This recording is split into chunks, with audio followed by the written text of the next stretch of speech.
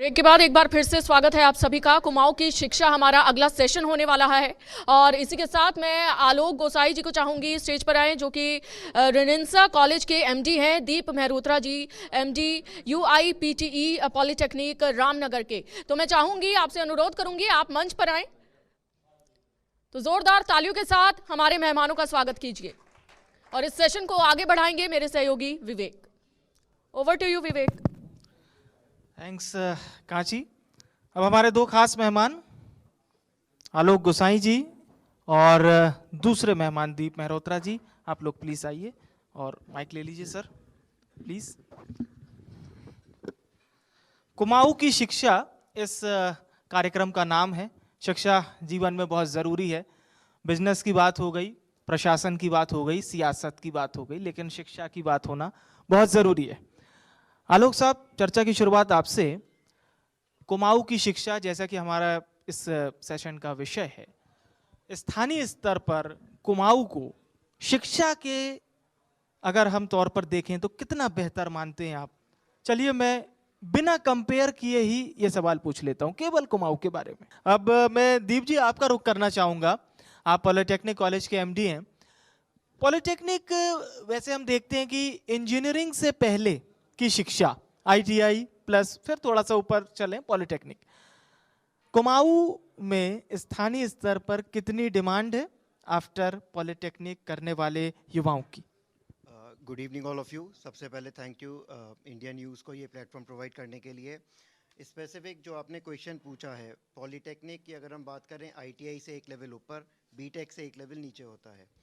जिस भी किसी हम अगर मैन्युफैक्चरिंग कंसर्न की काम करें, 80% उसमें स्टाफ डिप्लोमा होल्डर्स होता है, जो बंदे शॉप फ्लोर पे असेंबली लाइन पे काम करते हैं। जब 2010 में इस प्रोजेक्ट की शुरुआत करी थी, ऑप्शंस बहुत सारे निकल के आ रहे थे कि क्या करना चाहिए। ये था कि एजुकेशन सेक्टर में कुछ करना है। जब आप अपने आसपास एरिया को असेस किया, देखा किस कोर्स का पोटेंशियल हो सकता है, डिप्लोमा का एक ये समझ में आया कि क्योंकि हमारे पास सिडकुल रुद्रपुर की अगर हम बात करें, आज Tata, Mahindra, Ashok Leyland, you name and that company is there.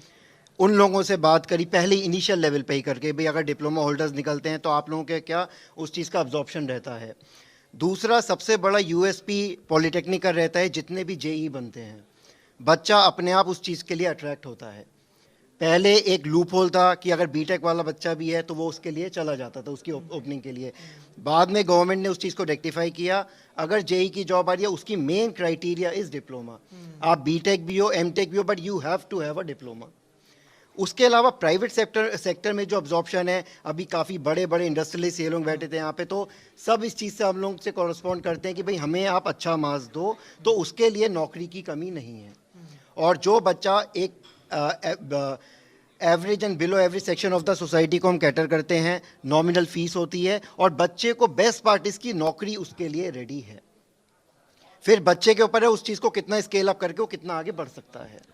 मैं ज़रूर युवा रोजगार सम्मेलन कई सारे मैंने अटेंड किए हैं, उसमें मैं देखता था कि अप्रेंटिस का उसमें बहुत लोग बाग कहते थे, सर हमारी अप्रेंटिस करवा दीजिए फला किसी सीमेंट प्लांट में, फला किसी फैक्ट्री प्लांट में। ये थोड़ा सा मैं आपसे जानना चाहूँगा। अप्रेंटिस जो BOAT है, बोर्ड ऑफ अप्रेंटिस, कानपुर से रेगुलेट होता है ये।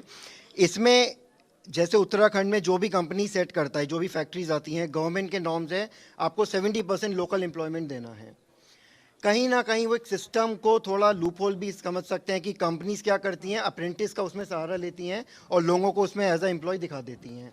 हमने जब शुरू में 2-3 साल इस चीज़ को नहीं पकड़ पाए थे, बाद में जब रियलाइज़ किया, बच्चे ने 1 साल अप्रेंटिस करी, फिर वो बच्चा खाली हो जाता था और उसका कहीं ना कहीं कन्वर्जन के चांसेस कम हो जाते थे।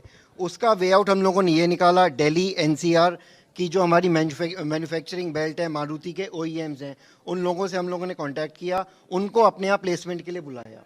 उसमें वो बच्चे को एज अ ऑपरेशनल ट्रेनी लेते हैं और मिनिमम 4 साल का कमिटमेंट देते हैं। अगर 4 साल एक बच्चा एक फैक्ट्री में काम कर चुका है तो he can't be jobless unless he himself is willing to be one. तो उस चीज़ को हमने ऐसे उस चीज़ का वे आउट निकाला कि बच्चों को उनके प्रोफेशनल ग्रोथ में कोई हैम्पर ना हो इस तरीके से।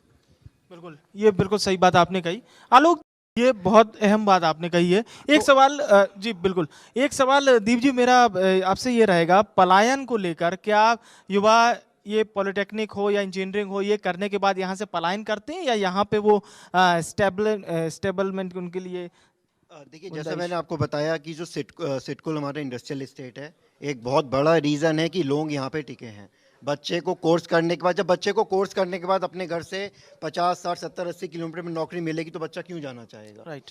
जब बच्चे के पास ऑप्शन ही नहीं था तो बच्चे को डेफिनेटली जाना ही पड़ता था, और जाना भी चाहिए। अगर पढ़ लिखने के बाद उनको अपॉर्चुनिटी नहीं मिल रही है तो कोई सेंस नहीं है उस पढ़ाई को करने का। बट क्योंकि अब गवर्नमेंट का फोकस इंडस्ट्रियल डेवलपमेंट पे है, जो हमारा make in India, made in India, जैसे अभी पॉलिटिकल आपके उसमें भी डिस्कशन था, we want to be the 3rd largest economy in the world.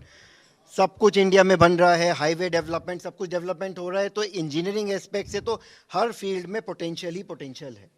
जितना बच्चा मेहनत कर लेगा उसको 100% उसका बेनिफिट मिलेगा। बिल्कुल बिल्कुल बिल्कुल सही बात कही सर आपने। बहुत बहुत धन्यवाद मैं करूंगा आप दोनों मेहमानों का हमारे साथ जुड़ने के लिए, और शिक्षा को लेकर जो खासतौर से आपने हमारे दर्शकों को बात बताई, बहुत बहुत शुक्रिया आपका। इस वक्त एक छोटे से ब्रेक के लिए रुक रहे हैं, बहुत जल्द इस सेशन को फिर से आगे बढ़ाएंगे। इस वक्त छोटा सा ब्रेक।